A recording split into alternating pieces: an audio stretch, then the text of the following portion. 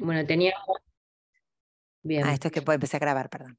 Sí, ahí está. Bueno, les agradezco la invitación. La charla, bueno, es de 45 minutos, es un poquito larga. Ustedes me van a ir diciendo, no quiero que sea pesada, pero así podemos interactuar y me van preguntando. O bueno. Bueno, comenzamos con bueno, el manejo de estos tratamientos mínimamente invasivos para el manejo de la patología tiroidea benigna principalmente, y también vamos a hablar de patología maligna. Eh, y el tratamiento que proponemos es la ablación por radiofrecuencia. ¿Qué es la ablación por radiofrecuencia? Es una modalidad terapéutica mínimamente invasiva que actualmente está ampliamente utilizada para el tratamiento de nódulos tiroideos benignos. Es un procedimiento seguro y bien tolerado.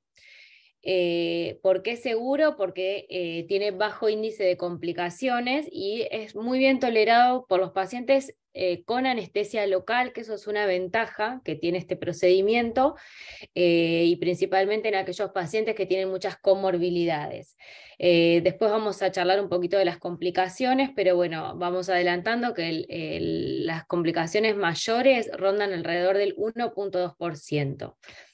¿En qué consiste el procedimiento? Se aplica una corriente eléctrica alterna que causa lesión térmica, es decir, se genera calor a través de un mecanismo de fricción y conducción en una aguja, ¿sí? Como esta, que lo que hace es aumentar la temperatura solo en la punta, y tiene distintas puntas activas, que eso vamos a nosotros a seleccionar de acuerdo al tamaño del nódulo que vamos a utilizar, qué punta activa vamos a aplicar en cada caso.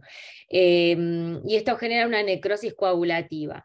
Lo importante de saber por ahí de esto, y que si algún paciente les consulta, es saber que el nódulo, por esta necrosis coagulativa que va a sufrir, no es que va a desaparecer en el momento, sino que ese tejido necrótico luego se va a ir reduciendo y se va convirtiendo como en un tejido fibroso.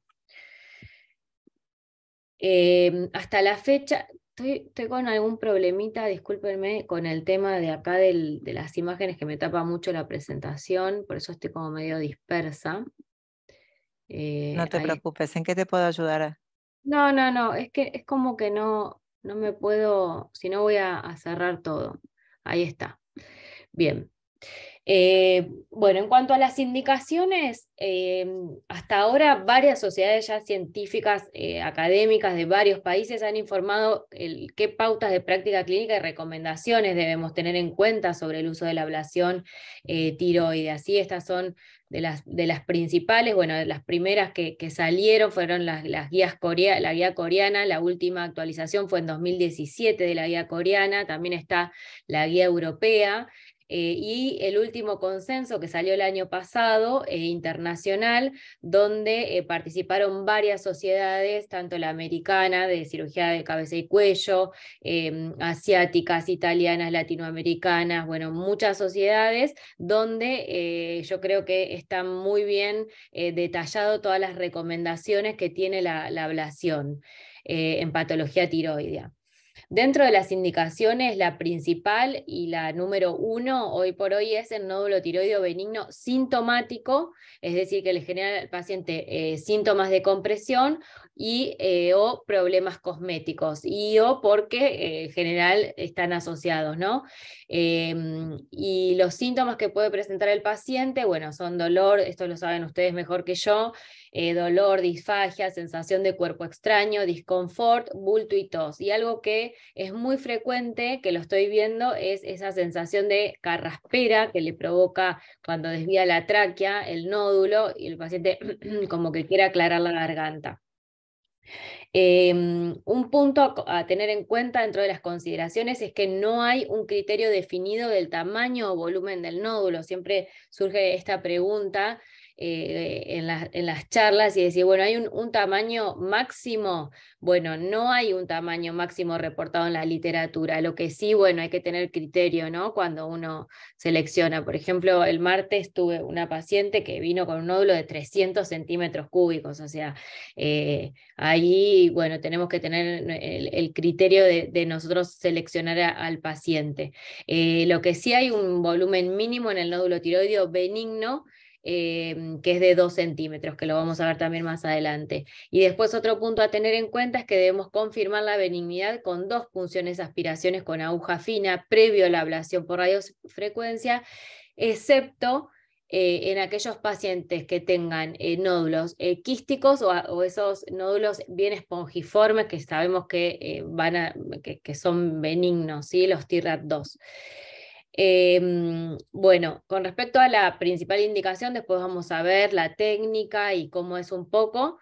Vamos a avanzar en las otras indicaciones y hacer un poco de referencia en cuanto a la literatura de las otras aplicaciones que puede tener la ablación por radiofrecuencia, y es en el cáncer de tiroides recurrente, en el lecho quirúrgico o ganglios linfáticos metastásicos, con fines curativos o paliativos en aquellos pacientes con alto riesgo quirúrgico o que rechacen la cirugía, o en aquellos pacientes que ya han sido operados, ¿sí? Varias veces por ganglios metastásicos, luego de varias cirugías. Por ahí el cirujano tiene dificultades por las áreas de fibrosis y el cambio en la anatomía, entonces acá la ablación por radiofrecuencia creo que tiene un rol que puede a futuro solucionar varios de estos problemas. En cuanto a las consideraciones que debemos tener en esta indicación, es que no debe haber metástasis más allá del cuello, y que el número de tumores con recidiva local debe ser menor o igual a 3 por paciente. O sea, si tienen más de 3 metástasis, quedaría fuera de esta indicación, y esas metástasis no deben superar el 1,5 centímetros o los 2 centímetros de máximo.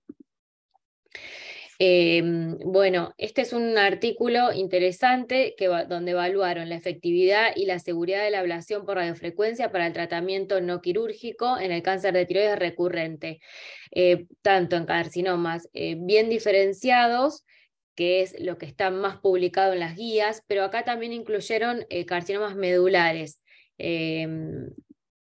Y como resultados, bueno, dentro del trabajo se incluyeron 103 metástasis de cáncer de tiroides en 48 pacientes. La mayoría fueron cánceres diferenciados de tiroides, solo 9 medulares, o sea, recurrentes, ¿verdad?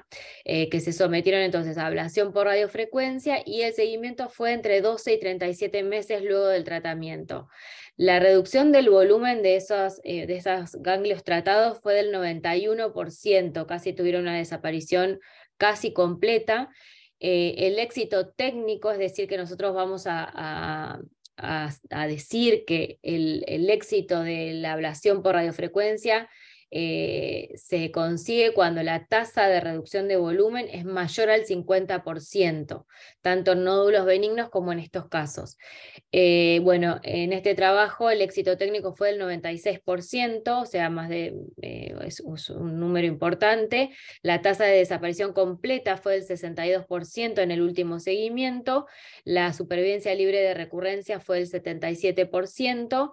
Y en cuanto a las complicaciones, hubo 3 casos con cambios en la voz, grado 4, o sea, como una complicación mayor, en cuanto a las guías CIRSE, y que se resolvieron más tarde durante el seguimiento. O sea, fue una complicación mayor, pero reversible. Acá tenemos una imagen donde vemos el ganglio previo a la ablación, el ganglio metastásico, con vascularización al examen Doppler. Y esto es lo que consiguen con una reducción a los pocos meses. La idea es que esto después se vaya reduciendo hasta desaparecer.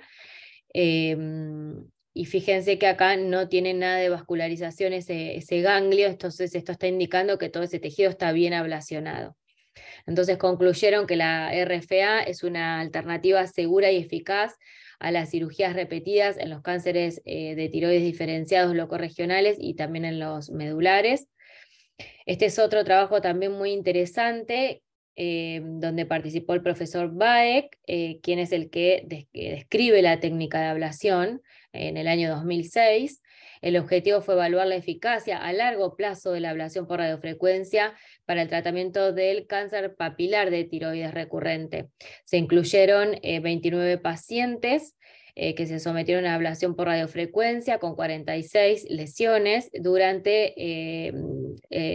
seguidos durante 5 años. Y el seguimiento incluyó el cambio en el tamaño de esos nódulos en la ecografía, y también se determinó el nivel de tiroglobulina al mes, a los 3, 6, 12 meses, y luego cada 6 a 12 meses a partir del año. Los resultados mostraron que la eficacia de este tratamiento a largo plazo para controlar el cáncer papilar de tiroides recurrente, y esta quedó demostrada por la tasa de reducción de volumen del 99.5%. La desaparición completa fue del 91.3%. Acá quiero hacer una mención con respecto al trabajo anterior. El profesor Baek tiene una experiencia tremenda en todo este tipo de tratamientos. Lo hace desde el año 2006 y es el pionero de la técnica. Entonces fíjense cómo cambian los valores en cuanto a la experiencia del operador, que en el trabajo anterior era del 62%, y acá del 91.3% la desaparición altísima. Las concentraciones séricas de tiroglobulina fueron significativamente reducidas y no mostraron complicaciones tardías durante un periodo de seguimiento medio de 80 meses. Bueno, como conclusión, la RFA es una terapia mínimamente invasiva, eficaz para el tratamiento del carcinoma papilar de tiroides localmente recurrente, incluso a largo plazo.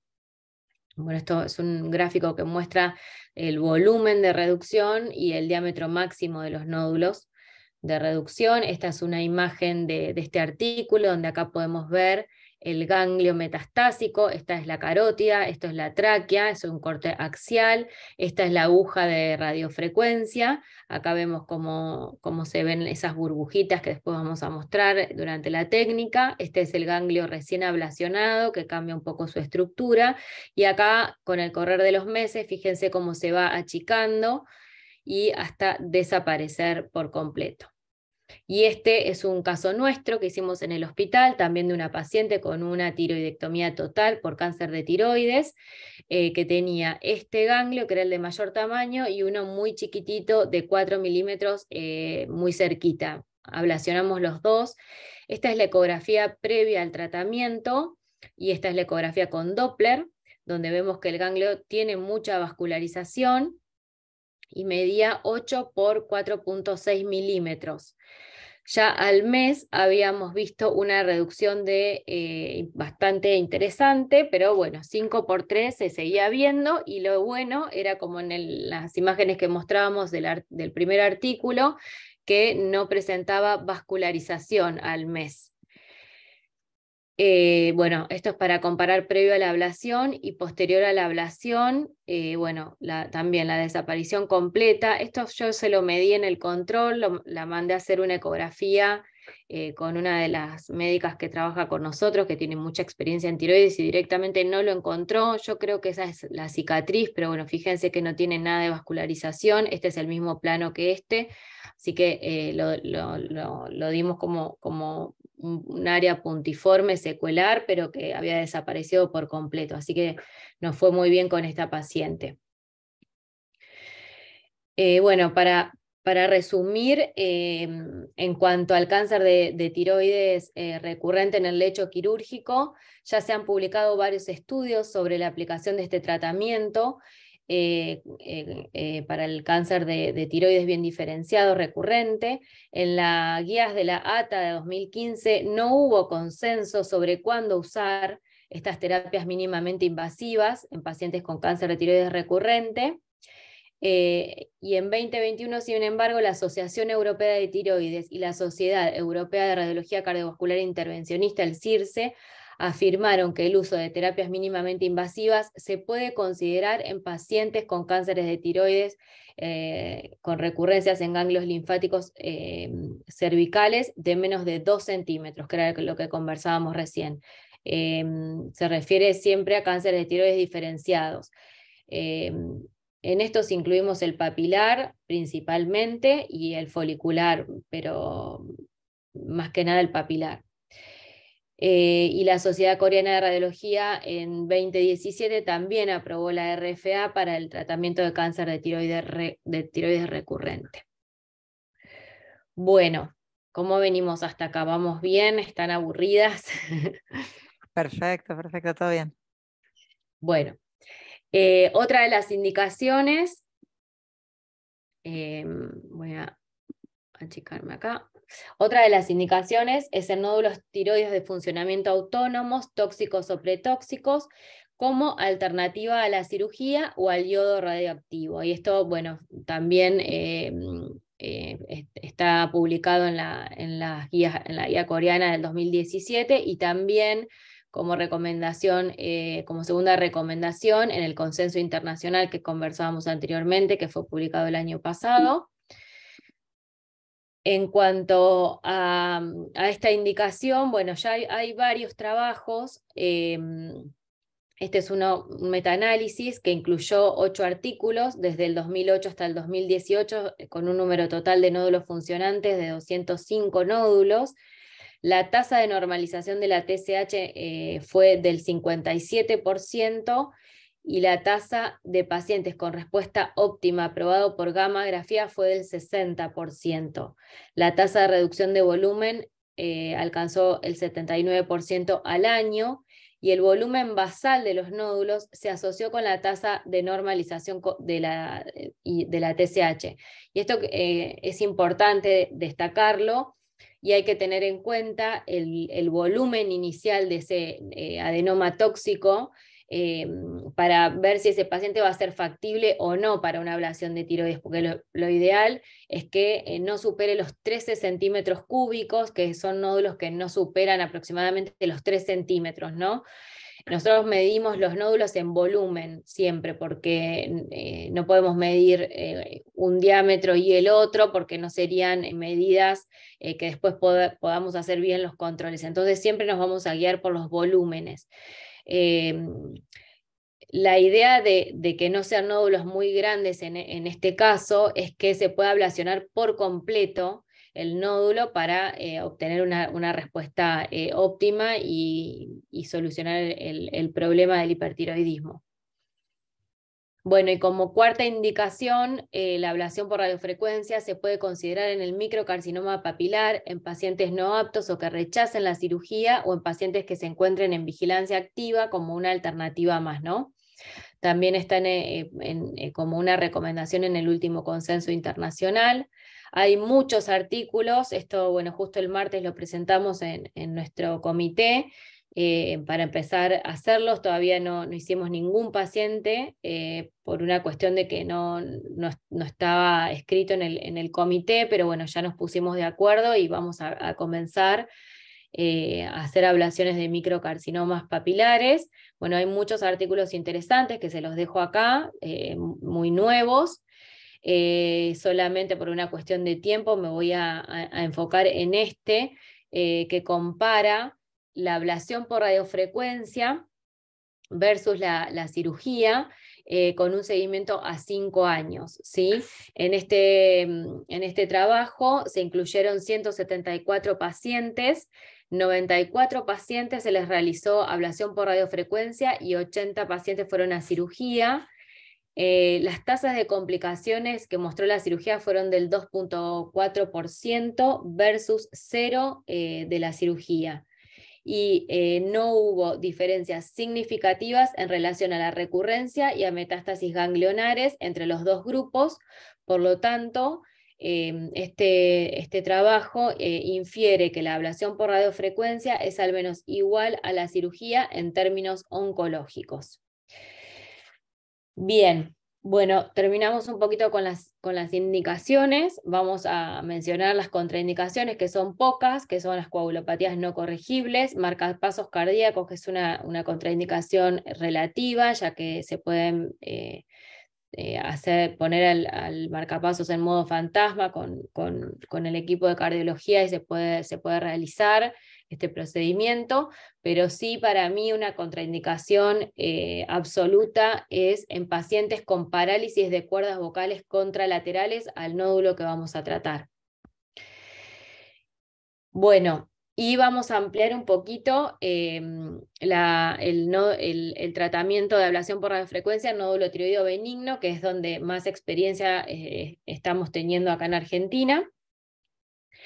Bueno, a modo informativo, que por ahí los pacientes les consultan primero a ustedes sobre el tratamiento, qué debemos evaluar previo a la ablación. Bueno, básicamente tener una ecografía de cuello con Doppler para evaluar el nódulo, la localización, la vascularización, bueno, un laboratorio completo, ¿sí? Con toda función tiroide, obviamente, laringoscopía y o estroboscopía. ¿En qué casos? En pacientes que tengan disfonía, que hayan tenido cirugías previas o algún daño del nervio laringio, lo que conversábamos recién, ¿sí? Si hay alguna disfonía hay que estudiarla bien. Evaluamos al paciente con un score de síntomas compresivos a través de una escala analógica visual, donde el paciente nos va a referir previo a la ablación qué grado de molestia tiene, principalmente porque la indicación del tratamiento es en pacientes que tengan síntomas o problemas cosméticos. Entonces tenemos que hacerlo previo para después comparar los resultados, ¿sí? Si el paciente mejoró clínicamente. Y también hacemos una evaluación de score cosmético, donde bueno, un score 1 es cuando la masa no es palpable, 2 cuando es palpable pero no visible, 3 cuando es solo visible al tragar y 4 cuando se ve fácilmente. ¿Cuál es el candidato ideal? ¿Cómo seleccionamos a los pacientes? Bueno, lo que ya dijimos, nódulos benignos que causen síntomas o problemas cosméticos, el tamaño. Si bien no hay un volumen definido, sí un nódulo mayor o igual a 2 centímetros, porque en general menos de ese tamaño no le va a molestar al paciente. La localización, que la totalidad del nódulo sea visible en la ecografía. Una contraindicación relativa pueden ser aquellos nódulos con extensión posterior a la tráquea, con componente mediastínico significativo o adyacente o que esté muy pegado a la piel, por una cuestión de cuidar las estructuras adyacentes, ¿sí? Principalmente el nervio laringio recurrente, bueno, que no esté muy pegado a la piel. Si lo está, se puede hacer hidrodisección también en la piel y preservar la piel, pero bueno, hay cuestiones técnicas que debemos evaluar previo a la ablación. Y también la composición del nódulo. Nódulos con grandes calcificaciones pueden bajar la eficacia por una cuestión de que se traba la aguja y podemos no ablacionar en forma completa el nódulo, y también tener en cuenta la proporción de componente quístico y sólido. El procedimiento se realiza en forma ambulatoria, con anestesia local, con lidocaína. Se hace primero una anestesia en piel, luego peritiroidea. Se realiza hidrodisección con suero glucosado del 5%. ¿Esto qué significa? Que vamos a colocar suero glucosado entre lo que es el nódulo y el triángulo del peligro, que es donde está el nervio laringio recurrente, y esto es para proteger el nervio y evitar las complicaciones mayores, ¿sí? Se realiza un acceso transísmico desde la línea media y se utiliza la técnica de tiro en movimiento o moving shot, que ahora la vamos a ver. Esto es un dibujo donde muestra cómo es la técnica. Se van haciendo ablaciones. Esto es una técnica de moving shot en abanico, y ahora la vamos a ver cómo la hacemos.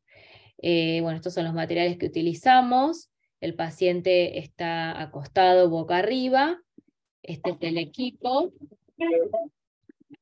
Ahí se escucha cómo estamos haciendo la ablación. Y siempre que hay videitos se me... Bueno, y acá es también cómo es la técnica para mostrar un poquito. Esta es la zona donde está el triángulo del peligro y es la que vamos a hacer la hidrodisección. Se va haciendo la ablación en abanico, desde el sector más inferior hasta el sector más superior. ¿Y por qué? Por esto que vamos a ver acá. Acá esta zona ya la ablacionamos, acá está la aguja, y va dejando esas estelas de burbujitas, que es vapor, entonces nos quita visibilidad hacia posterior. Entonces lo ideal es ir quemando desde abajo hacia arriba hasta terminar quemando todo el nódulo. Bien. Bueno, esto entonces es cómo se hace la ablación desde abajo hacia arriba, y esto es como queda el nódulo recién ablacionado, todo heterogéneo con burbujitas de aire, que es el vapor que con el calor se genera, y bueno, eso nos puede quitar algo de visibilidad, por eso hay que tener en cuenta de hacer bien la técnica. ¿Qué evaluamos posteriormente a la ablación inmediata? Es esto, fíjense. Este es el nódulo previo a la ablación con una vascularización importante, principalmente periférica, y esto es posablación inmediata. Nosotros acá controlamos si la ablación estuvo bien hecha, porque fíjense que el nódulo va a quedar del mismo tamaño. Entonces, tenemos que ver esto para decir, bueno, hicimos una ablación correcta, no vemos nada de vascularización, y después se controla el paciente al tiempo. Bueno, en cuanto al seguimiento, para determinar la efectividad del procedimiento se utilizan variables objetivas como la tasa de reducción de volumen, la cual ha sido validada en los últimos 10 años por trials prospectivos randomizados e investigaciones multicéntricas. Las tasas de reducción de volumen reportadas en la literatura son a los 3 meses del 67% de reducción de volumen del tamaño del nódulo con respecto al volumen basal, a los 6 meses del 70% y a los 12 meses del 82%.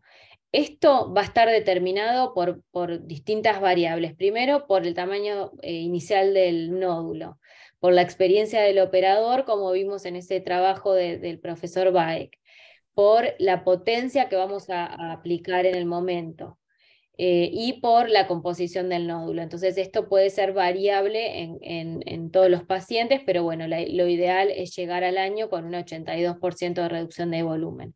Y además se utilizan las variables subjetivas para determinar la mejoría de los síntomas compresivos y estéticos que mencionamos anteriormente, el score de síntomas y el score cosmético.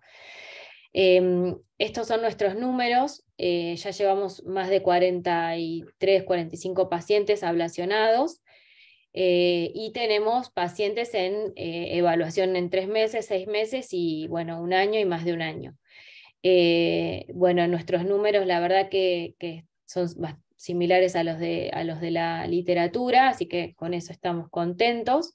Veremos con un número más amplio de pacientes cómo nos va. Y acá, bueno, hay algunos casos que les quiero mostrar. Esta fue, lo pongo siempre porque es nuestra primer paciente, que fue un nódulo muy, muy grande. La paciente estaba esperando que llegue esta técnica argentina, así que desde el año 2017 estaba esperando, así que una vez que se enteró que estaba, vino, y tenía un nódulo de 114 centímetros cúbicos. Les quiero contar que en la literatura los nódulos que se hacen rondan alrededor de los 20 centímetros cúbicos o más, pero bueno, esto era algo muy, muy grande, y lo ideal es eso, que no superen los 40 centímetros cúbicos, y que con 20 centímetros cúbicos, con una ablación en general andamos muy bien. En estos casos se le avisa al paciente con estos tamaños que va a necesitar 2 ablaciones seguro, o 2 o más, en general con 2 como mínimo. Bueno, la paciente entonces tenía este nódulo que en la resonancia magnética, fíjense cómo le desplazaba la tráquea. Este es un corte coronal, todo esto es el nódulo, bien sólido. Ya al mes ella había tenido una reducción del 47% del nódulo, con un volumen de 60 centímetros cúbicos, y a los 3 meses había alcanzado una reducción de volumen del 65%, y al año alcanzó una tasa de reducción de volumen del 73%. Así que esta chica ya cumplió, ya va 1 año y medio, justo va a repetir ahora la segunda ablación para terminar de reducir ese nódulo. Si bien la escala cosmética mejoró muchísimo, bueno, tiene todavía áreas de nódulo funcionante o viable. Bueno, esto es otra paciente con un nódulo pequeño, fíjense la diferencia en cómo reduce un nódulo pequeño. Este es preablación, tenía áreas quísticas. Esto es, bueno, tenía 7,6 centímetros cúbicos de volumen. Esto es al mes, tuvo una reducción impresionante del 73% al mes. Y bueno, y esto también tiene que ver con que tenía algunas áreas quísticas, por eso la reducción tan importante, pero fíjense cómo va ganando terreno ya cuando a medida que se reduce el nódulo, el parénquima tiroideo normal. Esto es la carótida, esta es la yugular, y al año tuvo una reducción del 87%.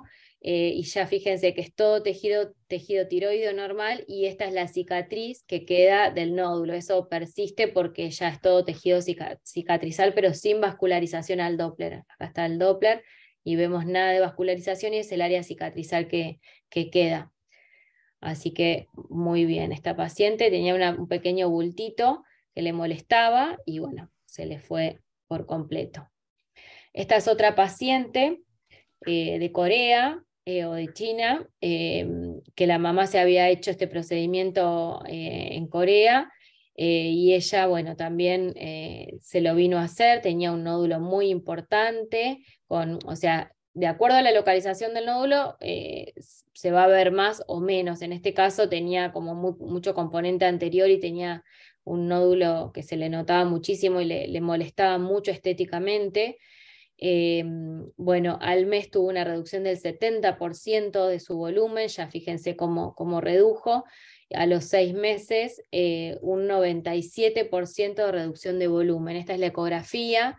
Previo a la ablación, este era el nódulo, bien heterogéneo, con una pequeña área más líquida en su interior. A los 3 meses, fíjense, esto es la tráquea. Acá no vemos nada de parénquima tiroideo, y acá ya vemos bien la tráquea y todo este parénquima tiroideo que va ganando terreno a medida que el nódulo se achica. Y acá vemos entonces a los 6 meses lo mismo, ¿sí? Una reducción del 97,5, a ella ya la evalué al año, no puse la imagen, pero alcanzó un 99% de reducción del volumen. Esta es otra paciente que tenía un nódulo muy prominente hacia anterior, y ya a los 6 meses, fíjense la mejoría que tuvo. Bueno, en cuanto a las complicaciones, las dividimos en complicaciones mayores y complicaciones menores. Las complicaciones mayores son las lesiones de los nervios. La más temida y la que más queremos evitar es la lesión del nervio recurrente, que la evitamos o la tratamos de evitar a través de la colocación de suero glucosado entre el borde inferointerno o interno del nódulo y el triángulo del peligro. Esto genera una capa de líquido que protege, porque la radiofrecuencia no se lleva muy bien con lo que es líquido, pierde potencia. Entonces, eso es una barrera importante que siempre la debemos hacer. La tasa de complicación mayor es del 1,4% reportada en la literatura. Pero la secuela permanente de estos nervios es muy baja, porque en general a los 3 meses revierten. Las tasas permanentes es del 0,21, las tasas de secuela permanente de los nervios del anigio recurrente es del 0,21%, es muy baja. Ruptura del nódulo, que en realidad es como una infección del nódulo y se dan esos nódulos muy, muy grandes, que bueno, que pueden llegar a requerir tratamiento antibiótico y tratamiento quirúrgico. También es muy, muy baja, 0,17%, y el hipotiroidismo permanente también es una complicación muy baja y rara. Complicaciones menores, hematoma en el sitio de punción. Realmente, más que una complicación, es una consecuencia que se da en el procedimiento, que hagan hematomas en el cuello, en el sitio de punción, pero no hematomas internos. Y se ve más en la gente mayor, por fragilidad capilar. Es algo que no se puede evitar, porque nosotros pintamos todo lo que es las venas, marcamos en la piel para no tocar venas de mayor calibre, pero bueno, el hematoma en piel en la gente mayor se da bastante frecuentemente. Bueno, vómitos, quemaduras en piel, toxicidad por lidocaína y dolor son complicaciones menores, y hasta ahora no presentamos en nuestra casuística ninguna complicación mayor.